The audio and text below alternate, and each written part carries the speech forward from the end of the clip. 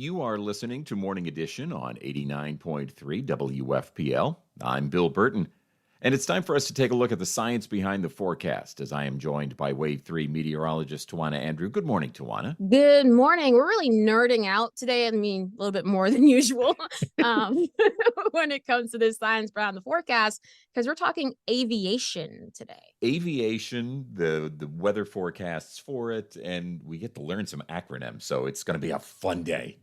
Bring it on. What do we need to know about this? So, having an accurate forecast, of course, is a vital important component of aviation. So, you have METARs and TAFs. METARs These and TAPs. I Okay. know. They're TAFs, not taps. Remember? Not like, taps like you're tapping on a But keyboard and you're TAPs, doing the dance. TAF.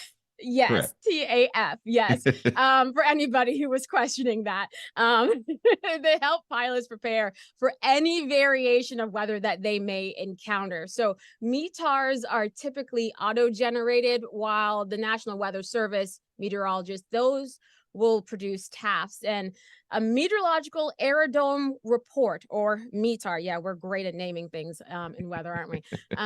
Or an aviation routine weather report. Those record, report, and transmit weather observation for airports globally.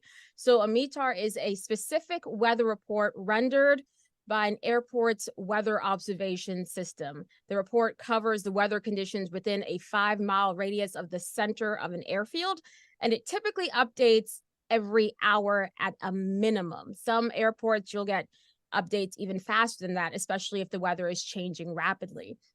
And METARs help pilots plan takeoffs and landings because it's super important for them to know what takeoff speed they need, the landing distance they need, even their thrust settings, and all of that they calculate based on METAR observations. So that includes the airport's location, the date, the time, wind direction, wind speed, cloud ceilings, the current temperature and dew point in Celsius, because we got to be fancy. Of Um, course.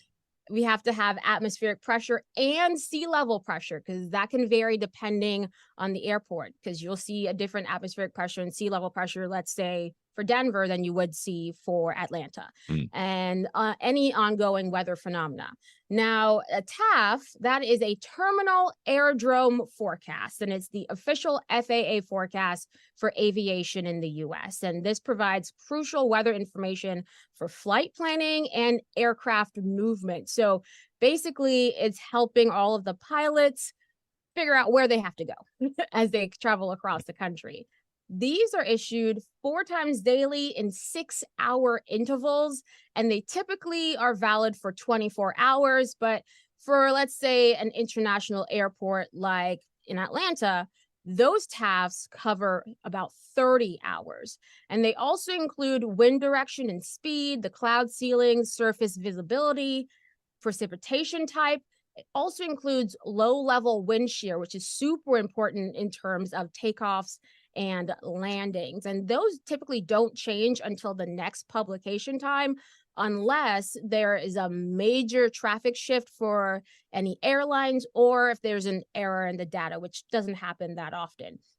So for TAFs, they cover not just the forecast conditions within 5 statute miles of the center of an airport, but it also covers weather phenomena happening in the airport's vicinities. So that's between 5 and 10 statute miles. So the pilots will know what they're going to deal with once they're coming into the area and once they actually get to the airport itself. So it's a lot of data. If you look at it, it just looks like a cluster of numbers and letters most of the time, in terms of the METAR and TAFs, but it's super vital information to make sure that, we get everything from our packages to our friends and family flying in and out of airports on time. That's a lot to digest with METARs and TAFs, and I think maybe next week we should have a quiz about this just to see who remembers what.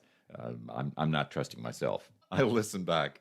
But now we have a much better understanding of all of it thanks to the latest edition of Science Behind the Forecast with Wave 3 meteorologist Tawana Andrew. Thanks for the knowledge, Tawana. Of course.